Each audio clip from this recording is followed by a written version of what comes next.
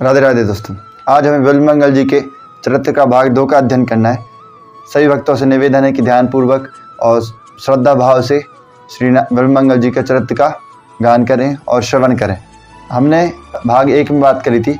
श्री बिल्वमंगल जी चिंतामणि के हुजरे पर या फिर घर पर पहुंच चुके थे और वहाँ पर चिंतामणि जी ने उनके लिए ज्ञान दिया था कि भगवान का भजन इतना करते, अगर भगवान के पीछे इतना भागते तो भगवान प्रसन्न हो जाते। उसके आगे का चरित्र हमें पढ़ना है। इसके पहले का चरित्र आपको अगर ज्ञात करना है तो भाग 1 को जरूर देखें। और उसके आगे की कथा ये है। दोनों ने उस पूरी रात भगवान का भजन किया और प्रातः होती ही चिंतामणि ने हरिद्वार की और बिल्वमंगल ने संत श्री सोमगिरी जी महाराज के आश्रम की राह ली। वहाँ गुरुदेव से दीक्षा लेकर 1 वर्ष तक आश्रम में ही रहकर भजन पूजन किया। फिर वृंदावन धाम के लिए चल पड़ा। एक दिन अकस्मात उसे रास्ते में एक परम रूपवती युवती दिख पड़ी। पूर्व संस्कार अभी सर्वथा नहीं मिटे थे। युवती का सुंदर रूप देखकर ही नेत्र चंचल हो उठे। बिल्वमंगल को फिर मोह हुआ। वह युवती के पीछे पीछे उसके मकान तक गया। युवती अपने घर के अंदर चली गई। बिल्वमंगल उदास होकर घर के दरवाजे पर बैठ गया। घर के मालिक ने बाहर आकर देखा कि एक मलिन मुख अतिथि ब्राह्मण बाहर बैठा है। उसने कारण पूछा। बिल्वमंगल ने कपट छोड़कर सारी घटना सुना दी और कहा कि मैं एक बार फिर उस युवती को प्राण भरकर देखना चाहता हूँ। तुम उसे वहाँ लुवा लाओ, तुम उसे यहाँ बुलवा दो। युवती उसी गृहस्थ की धर्मपत्नी थी। आतिथ्य वत्सल गृहस्थ अपनी पत्नी को बुलाने के लिए अंदर गया। इधर बिल्वमंगल को अपनी अवस्था का यथार्थ ज्ञान हुआ। हृदय शोक से भर गया और नामालूम क्या सोचकर उसने पास के बेल के पेड़ से 2 कांटे तोड़ लिए। इतने में ही गृहस्थी की धर्मपत्नी वहां आ चुकी। बिल्वमंगल ने उसे फिर देखा। मन ही मन अपने को धिक्कार देकर कहने लगा कि अभागी आंखें, यदि तुम ना होती तो आज मेरा इतना पतन क्यों होता। इतना कह के बिल्वमंगल ने उन दोनों कांटों को दोनों आंखों में भोंक दिया।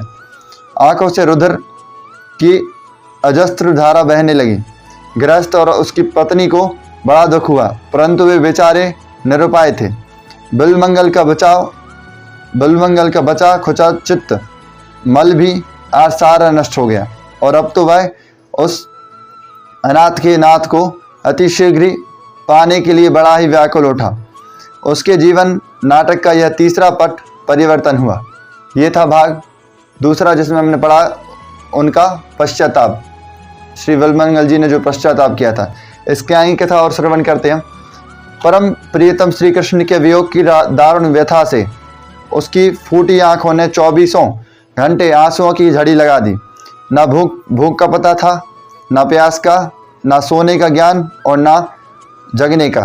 कृष्ण कृष्ण की पुकार से दिशाओं को गुंजाता हुआ बिल्वमंगल जंगल जंगल और गांव गांव में घूम रहा था। ऐसी दशा में प्रेम में श्री कृष्ण कैसे निश्चिंत रह सकते थे। एक छोटे से गोप बालक के वेश में भगवान बिल्वमंगल के पास आकर अपनी मुनि मनमोहनी मधुर वाणी से बोले, सूरदास जी, आपको बड़ी भूख लगी होगी। मैं कुछ मिठाई लाया हूँ, जल भी लाया हूँ, आप इसे ग्रहण कीजिए। बिल्वमंगल के प्राण तो बालक के उस मधुर स्वर से ही मोहे जा चुके थे। उसके हाथ का दुर्लभ प्रसाद पाकर तो उसका हृदय हर्ष के हिलोरों से उछल उठा। बिल्वमंगल ने बालक से पूछा, भैया तुम्हारा घर कहाँ है? तुम्हारा नाम क्या है? तुम क्या करते हो? बालक ने कहा, मेरा घर पास ही है। मेरा कोई खास नाम नहीं, जो मुझे जिस नाम से पुकारता है मैं उसी से बोलता हूँ। गौएं चराया करता हूँ। मुझसे जो प्रेम करते हैं मैं भी उनसे प्रेम करता हूँ। ऐसा श्री भगवान ने श्री बिल्वमंगल जी से बोला।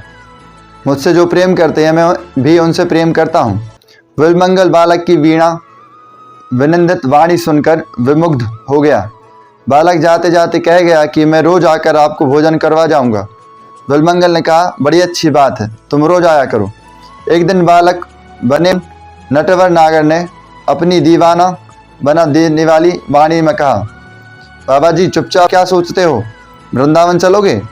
वृंदावन का नाम सुनते ही बिल्वमंगल का हृदय हरा हो गया, परंतु अपनी असमर्थता प्रकट करता हुआ बोला, भैया मैं अंधा वृंदावन कैसे जाऊं? बालक ने कहा, यह लो मेरी लाठी, मैं इसे पकड़ पकड़े तुम्हारे साथ चलता हूँ। बिल्वमंगल का मुख खिल उठा। लाठी पकड़कर भगवान भक्त के आगे आगे चलने लगे। थोड़ी सी दूर जाकर बालक ने कहा, लो वृंदावन आ गया, वृंदावन आ गया, अब मैं जाता हूँ। बिल्वमंगल ने बालक का हाथ पकड़ लिया। हाथ का स्पर्श होते ही सारे शरीर में बिजली सी दौड़ गई। सातत प्रकाश से सारे द्वार प्रकाशित हो उठे। बिल्वमंगल ने दिव्य दृष्टि पाई और उसने देखा कि बालक के रूप में साक्षात मेरे श्याम सुंदरी हैं। बिल्वमंगल का शरीर रोमांचित हो गया। आंखों से प्रेमाश्रुओं की अनवरत धारा बहने लगी। भगवान का हाथ उसने और भी जोर से पकड़ लिया और कहा, अब पहचान लिया है, बहुत दिनों के बाद पकड़ सका हूँ प्रभु, अब नहीं छोड़ूंगा। भगवान ने कहा, छोड़ते हो कि नहीं? बिल्वमंगल ने कहा, नहीं, कभी नहीं, त्रिलोक में नहीं, त्रिकाल में नहीं। भगवान ने जोर से झटका देकर हाथ छुड़ा लिया। हाथ छुड़ाते ही बिल्वमंगल ने कहा, जाते हो पर स्मरण रखो, हाथ छुड़ाए जात हो निबल जानिक के मोह, हृदय तय जब जाओगे सबल बंधोगो तो। भगवान ने बिल्वमंगल की आंखों पर अपना कोमल करकमल फिराया। उसकी आंखें खुल गईं। नेत्रों से प्रत्यक्ष भगवान को देखकर उनकी भुवन मोहिनी अनूप रूप राशि के दर्शन पाकर बिल्वमंगल अपने आप को संभाल नहीं सका। वह चरणों में गिर पड़ा और प्रभु और प्रेम आश्रुओं से प्रभु के पावन चरण कमलों को धोने लगा। ये था हमारा अध्ययन का भाग 2 का पाठ। भाग 2 में हमने इतना ही पढ़ा है, इतना ही जाना है श्री बिल्वमंगल जी के बारे में। अगली वीडियो में हम बिल्वमंगल जी के चरित्र के बारे में और अध्ययन करेंगे और ज़्यादा ज्ञान प्राप्त करेंगे। जब तक के लिए राधे राधे, जय श्री राम।